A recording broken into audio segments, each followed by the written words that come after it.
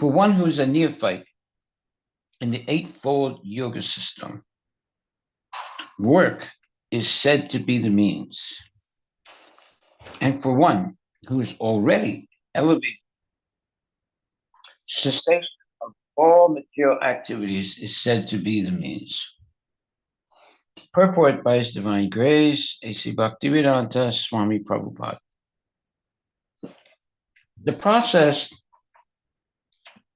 of linking oneself with the Supreme is called yoga. It may be compared to a ladder for attaining the topmost spiritual realization. This ladder begins from the lowest material condition of the living entity and rises up to the perfect self-realization in pure spiritual life. According to various elevations, different parts of the ladder is called yoga and may be divided into three parts, namely Jnana Yoga, Dhyana Yoga, and Bhakti Yoga. The beginning of the ladder is called the Yoga Ruksha, Yoga Aruksha stage, and the highest rung is called Yoga Rudra. Concerning the Eightfold Yoga system, attempts in the beginning enter into meditation through regulative principles of life and practice of different sitting postures, which are more or less bodily exercises, are considered fruitive material activities. All such activities lead to achieving perfect mental equilibrium to control the senses. When one is accomplished in the practice of meditation, he ceases all disturbing mental activities.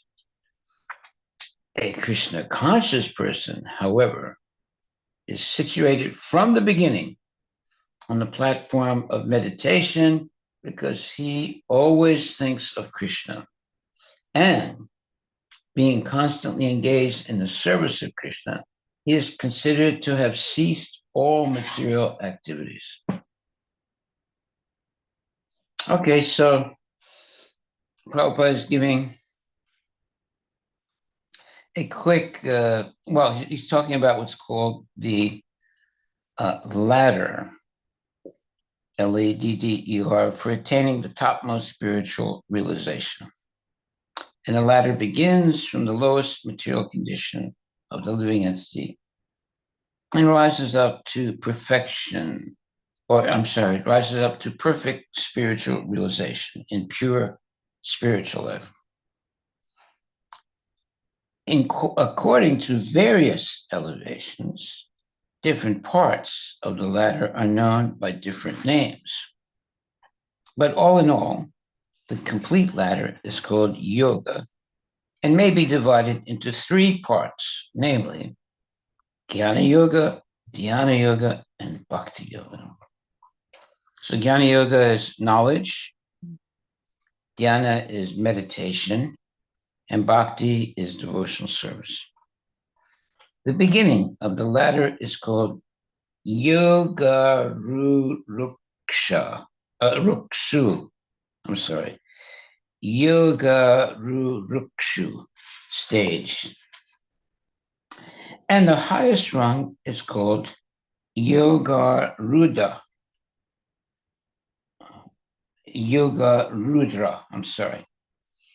Concerning the Eightfold Yoga system, attempts in the beginning to enter into meditation through regulative principles of life and practice of different sitting postures, which are more or less bodily exercises, are considered fruitive material activities, meaning mundane material activities.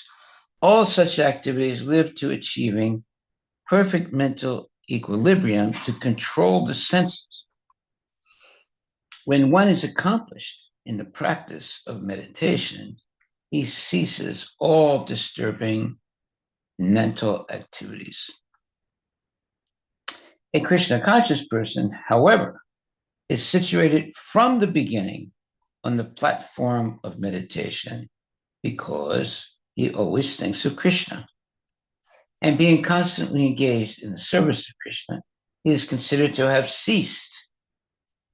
He's considered to have ceased all material activities. Okay, so again, this is a explanation first of traditional people's understanding of traditional yoga, but then Prabhupada becomes more specific about how to attain the topmost yoga, which is Krishna consciousness. All right. That's why it says in the last paragraph, or last paragraph, a Krishna conscious person, however, is situated from the beginning on the platform of meditation because he always thinks of Krishna. And being constantly engaged in the service of Krishna, he is considered to have ceased all material activities. That's a good explanation, very clear explanation. There is such a thing as the Eightfold Yoga System, which begins with the yama, niyama, and so forth. But the real, let's say, perfect meditation is when one always thinks of Krishna, and being constantly engaged in the service of Krishna, he is considered to have ceased all material activities. Okay. So there is eightfold system of yoga, but the real purpose of the yoga is achieved through Krishna consciousness, which is being constantly engaged in the service of Krishna. Then one is considered to have ceased all material activities. Haribol. Text number 4. Yadahi nendriyartesu na karmasvanusajate sarvasankalpa sannyasi yoga rudras tadochyate. A person is said to be elevated in yoga when, having renounced all material desires, he neither acts for sense gratification nor engages in fruitive activities. Purport by His Divine Grace, A.C. Bhaktivedanta Swami Prabhupada. When a person is fully engaged in the transcendental loving service of the Lord, he is pleased in himself, and thus he is no longer engaged in sense gratification or in fruitive activities. Okay, let's discuss for a second what he means by fruitive activities. It means that when one is interested in fruitive activities, they want to enjoy the fruit of the activity they're engaged in. So that's selfishness. It's not pure devotional service. But it's better than being a demon, and it's better than doing nothing. However, one has to rise above fruitive activities to pure Krishna conscious activities. Okay, so when a person, I'm going to read the purport again. When a person is fully engaged in the transcendental loving service of the Lord, he is pleased in himself, and thus he is no longer engaged in sense gratification or in fruitive activities. So those are the two criterions by which you can understand who is a genuine devotee and who is not. The genuine devotee is always engaged in Krishna conscious activities, and is and those activities are always meant for the satisfaction of Krishna. And the result of that is to be detached from sense gratification. Mm-hmm. It's a person who is thereby perfectly detached from sense gratification.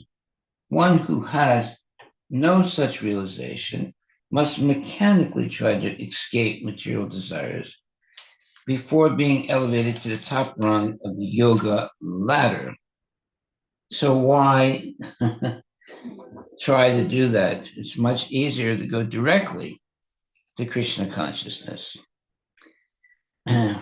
So, what is the sign of a Krishna conscious person? Well, it's explained in the verse itself. Such a person has renounced all material desires. He neither acts for sense gratification nor engages in fruitive activities. That's the definition of a genuine devotee in Krishna consciousness. No more acts for sense gratification, and no more activities or engagements in fruitive activities. But he'll be engaged in Krishna conscious activity. Yeah, fruitive activities means selfish activities for himself. Mm-hmm. Okay. And then the purport again, it says, when a person is fully engaged in the transcendental loving service of the Lord, he is pleased in himself, and thus he is no longer engaged in sense gratification or in fruitive activities.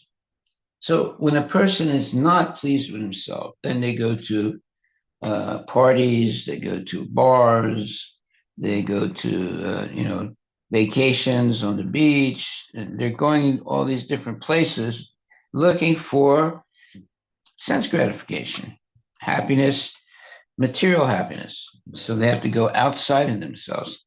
But when a person is actually self-realized, they're satisfied being engaged in devotional service to the Lord. They're not so interested in going to parties and drinking champagne and other things like that. They've given all that up. And what are they? Fruitive activities. Fruitive means this person wants to enjoy the fruit of the activity. Instead of offering the fruit of the activity to Krishna, they want to enjoy the fruit of the activity. So therefore it says, when a person is fully engaged in the transcendental loving service of the Lord, he is pleased in himself. And thus he no longer engages in sense gratification or in fruitive activities. Otherwise, one must be engaged in sense gratification. And since one cannot live without engagement, definitely. So in Krishna consciousness, we have engagement. It's called devotional service. Mm-hmm. So we're not bored, we're not sequestered. We're actually free of bad association and always associating with good devotees. Okay, so there, he no longer engages in sense gratification or in fruitive activities, meaning mundane activities where you want to be the enjoyer of the fruit of those activities.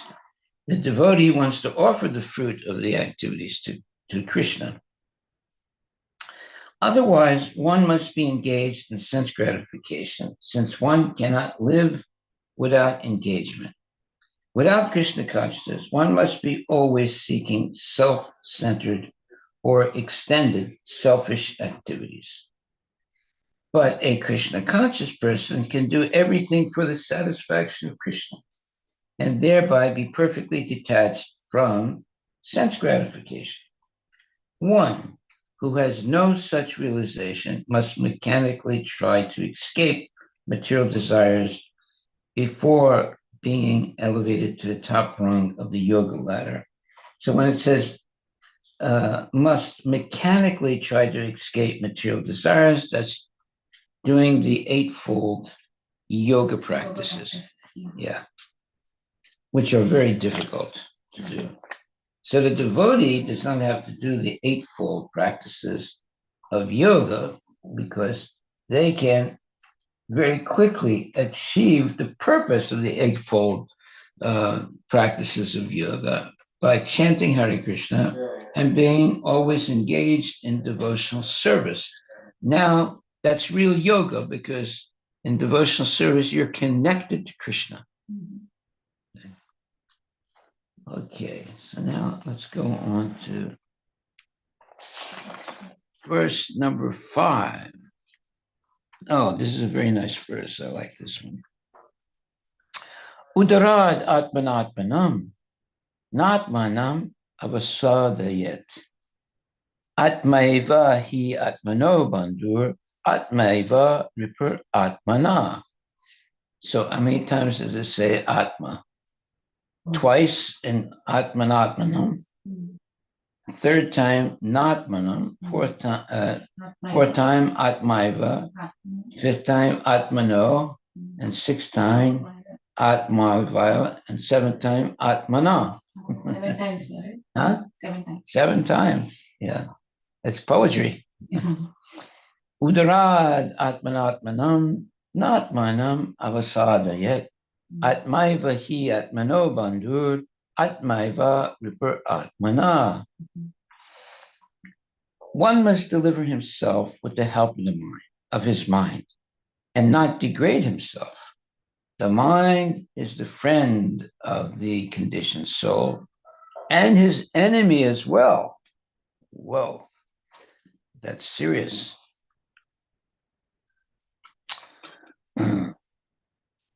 So Atmana means by the mind, and Atmanam, the conditioned soul. And again, Atmanam, the conditioned soul. Atmasadayet is put into degradation. Atma means the mind, and Atmana of the conditioned soul, and Atmana again of the conditioned soul. All right, so one must deliver himself with the help of his mind and not degrade himself. The mind is the friend of the conditioned soul and his enemy as well. Okay, purport by His Divine Grace, A.C. Bhaktivedanta Swami Prabhupada. In other words, the mind is the central point of yoga. And a pure soul is entangled in the material world because the mind is involved with the false ego. Okay, we'll discuss that some more. Purport by Srila Prabhupada. The word Atma denotes body, mind, and soul. There are 3 meanings, Maharaj. Body, mind, it can be, depending on the context. Yeah. Depending upon different circumstances. Okay, that means context also. In the yoga system, the mind and the conditioned soul are especially important. You notice it says conditioned soul. Since the mind is the central point of yoga practice, Atma refers here to the mind. The purpose of the yoga soul. So it doesn't, in this particular sentence, Atma does not refer to the soul. It refers here to the mind. The purpose of the yoga system is to control the mind and to draw it away from attachment to sense objects. It is stressed herein that the mind must be so trained that it can deliver the conditioned soul from the mire, meaning the filth of nescience, meaning ignorance. In material existence, one is subjected to the influence of the mind and the senses. In fact, the pure soul is entangled in the material world because the mind is involved with the false ego, which desires to lord it over material nature. Therefore, the mind should be trained so that it will not be attracted by the glitter of material nature, and in this way, the conditioned soul may be saved. One should not degrade oneself by attraction to sense objects. The more one is attracted by sense objects, the more one becomes entangled in material existence. The best way to disentangle oneself is to always engage the mind in Krishna consciousness. The word he is used for emphasizing this point. That is, i.e., that one must do this. It is also said, Mana eva manusyanam karanam bandhamokshayo bandhaya visaya sango muktiyai nirvisayam mana. For man, mind is the cause of bondage, and mind is the cause of liberation. Mind absorbed in sense objects is the cause of bondage, and mind detached from the sense objects is the cause of liberation. Amrita Bindu Upanishad 2. Therefore, the mind, which is always engaged in Krishna consciousness, is the cause of supreme liberation. Okay, that's good. We should always keep the mind engaged in Krishna consciousness. And that is the cause of supreme liberation. In other words, the highest level of liberation. Yeah. It's also called Brahma Nirvana. Acts according to the direction or dictation of the Lord. Brahma Nirvana acts according to the dictation of the Lord. So on January 16, 1970, a devotee named Madhusudana, nice, I know him, it said, tricks of the mind or influence of Maya are due to not following the regulative principles and not chanting Hare Krishna mantra. So the mind will play tricks or influence of Maya will happen due to not following regulative principles and chanting Hare Krishna. This was a letter written January 16, 1970, to a devotee named Madhusudana by Srila Prabhupada. I like the way he says the tricks of the mind or influence of Maya are due to not following regulative principles and not chanting Hare Krishna. Wonderful.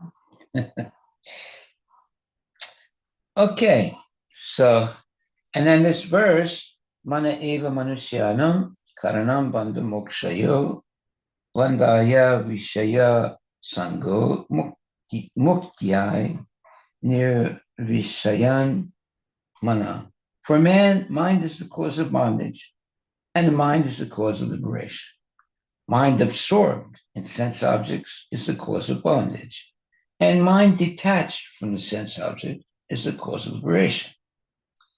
Therefore, the mind, which is always engaged in Krishna consciousness, is the cause of supreme liberation. So it all depends on how we situate our mind. If we situate it always thinking of sense gratification, we become prisoners of Maya.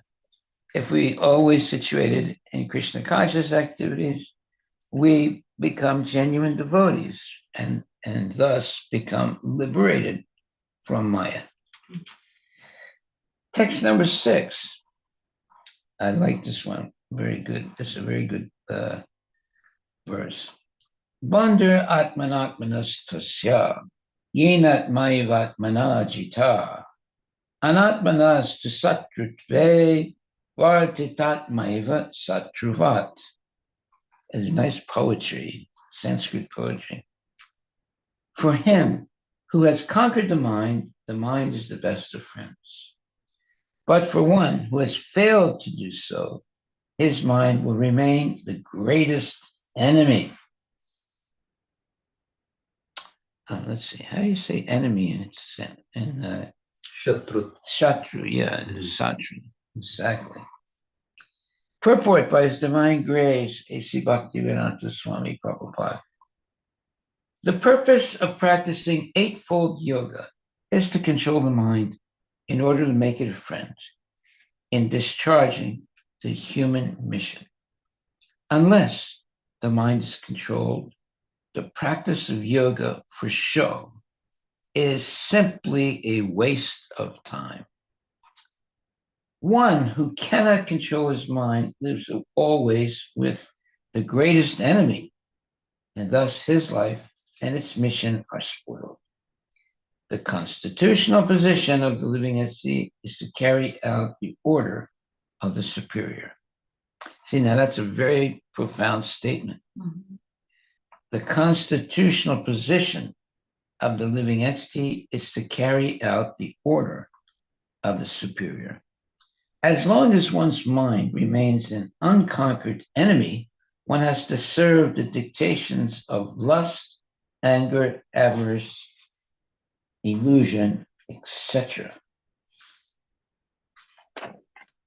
But when the mind is conquered, one voluntarily agrees to abide by the dictation of the personality of Godhead, who is situated within the heart of everyone as Paramatma. Real yoga practice entails meeting the Paramatma within the heart and then following his dictation. For one who takes the Krishna consciousness directly, perfect surrender to the dictation of the Lord follows automatically. Notice how many times it says dictation. You see, this is the problem with people who commit suicide. They listen to their own confused minds, mm-hmm. and they're not taking any dictation from the Lord. Whereas a devotee will only act under the dictation of the Lord. Now, when we read like this purport, well, we are under the dictation of the Lord. We're following what the Lord says. For one who takes the Krishna consciousness directly, perfect surrender to the dictation of the Lord follows automatically. Mm-hmm. But people who want to commit suicide, people who want to be sense gratifiers, they don't listen to the dictation of the Lord. They listen to the dictation of their out of control mind. So the mind can be the best friend or the worst enemy. Yes. The mind that's controlled is the best friend because it listens to the dictation of the Lord.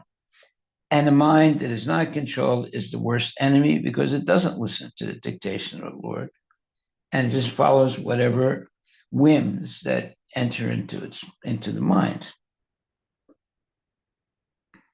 Like, for example, one time there were a group of teenagers and they saw a slug. Slug is like, slimy worm-like thing, but it's a big fat worm-like thing. So they made a challenge to one of the boys, I dare you to eat that slug. Yeah.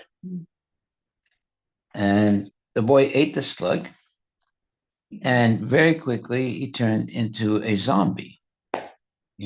Meaning he lost control of his mind, and eventually he died. And you see a picture of him when he was okay. And after he ate the slug, he looked like a zombie. He looked very terrible, and then he died. All because these teenagers, sometimes they challenge each other, right? And this poor boy, he was challenged and he ate the slug, and eventually he died. He died rather quickly. Also, he didn't, But first he became a what you would call a zombie. Lost control of his mind. What a sad thing that is. Every time I'm taking my walk, sometimes I see slugs, and I'm thinking to myself, I definitely did not want to eat that thing. Because look what'll happen. If you don't know what a slug is or what the slug can do to you if you eat it, you might think, oh, let me eat that slug, But you can die. The slug has a lot of poisonous things in it. Okay, so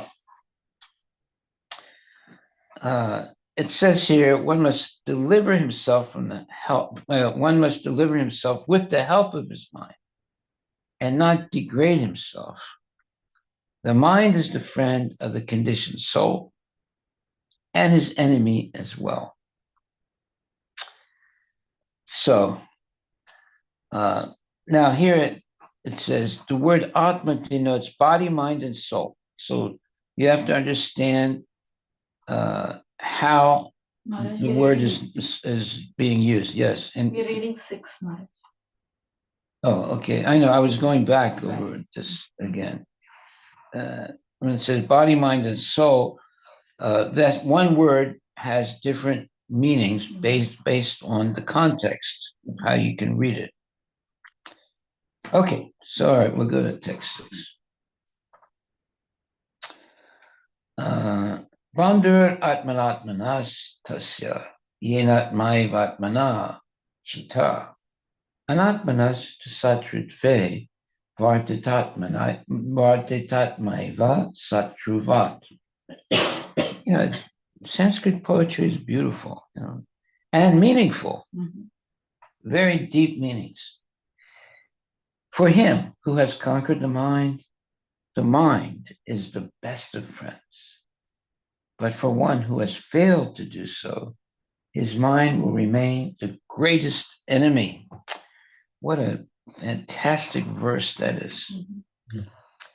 Purport: the purpose of practicing Eightfold Yoga is to control the mind in order to make it a friend in discharging the human mission. I like that, human mission. What's the human mission? Well, it's to control the mind so that we can go back to Godhead. Unless the mind is controlled, the practice of yoga for show is simply a waste of time. Oh, there's so many people that just practice yoga for show. One who cannot control the mind lives always with the greatest enemy, and thus his life and its mission are spoiled.